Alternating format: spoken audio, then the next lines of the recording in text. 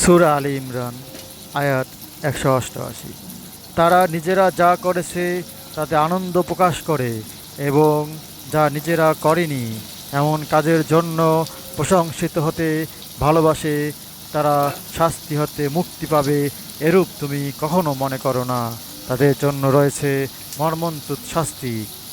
লা তাহসাবান্নাল্লাযীনা ইয়াফরাহুনা বিমা আতাও ওয়া ইউহিব্বুনা আইয়ুহমাদু বিমা লাম ইয়াফআলু ফালা তাহসাবান্নাহুম বিমাফাজাতিম মিনাল আযাবি ওয়া লাহুম আযাবুন আলীম।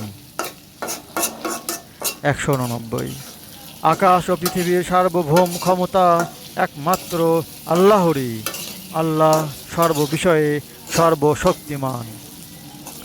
ওয়ালিল্লাহি মুলকুস সামাওয়াতি ওয়াল আরজি ওয়াল্লাহু আলা কুল্লি শাইইন কাদির।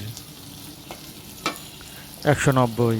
নিশ্চয়ই আকাশ মণ্ডল ও পৃথিবীর সৃষ্টিতে এবং রাত ও দিনের পরিবর্তনে জ্ঞানী লোকের জন্য নিদর্শন রয়েছে।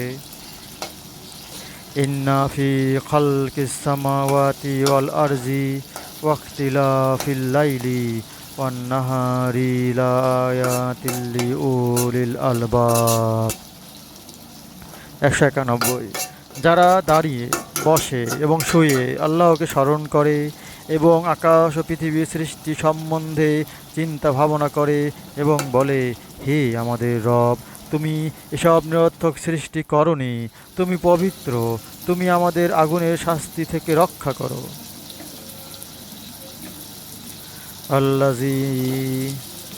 আল্লাযীনা ইয়াযকুরুনাল্লাহা কিয়ামান ওয়া কুউদান ওয়া আলা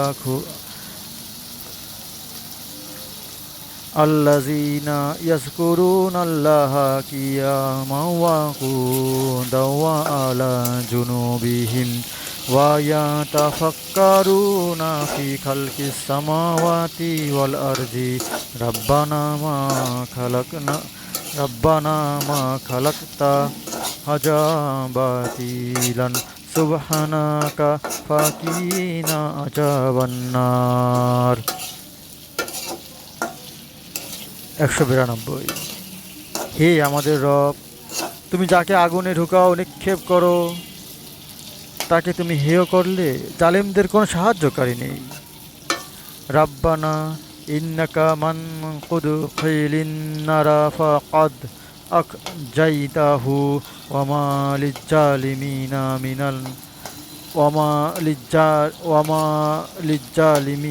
মিন আনসার।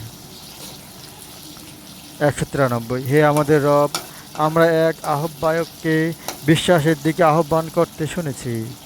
তোমরা রবের প্রতি বিশ্বাস করো, সুতরাং বিশ্বাস করেছি। হে আমাদের রব, আমাদের পাপ ক্ষমা করো, মন্দ কার্যগুলি দূরীভূত করো এবং আমাদের সৎকর্মশীলদের মতো মৃত্যু দাও। রাব্বানা ইন্নানা সামিনা মুনাদিয়া ইউনাদি লিল ঈমানি আন আমিনু বিরাব্বিকুম ফাআমান্না রাব্বানা ফাগফির লানা যুনুবানা ওয়া কাফির আন্না সাইয়্যাতিনা ওয়া তাওয়াফফানা মা'আল আবরার। ১৯৪। হে আমাদের রব, রাসূলগণের মাধ্যমে আমাদের যা দিতে প্রতিশ্রুতি দিয়েছ তা আমাদের দাও এবং পরকালে আমাদের হেয় করো না। নিশ্চয়ই তুমি ওয়াদা ভঙ্গ করো না।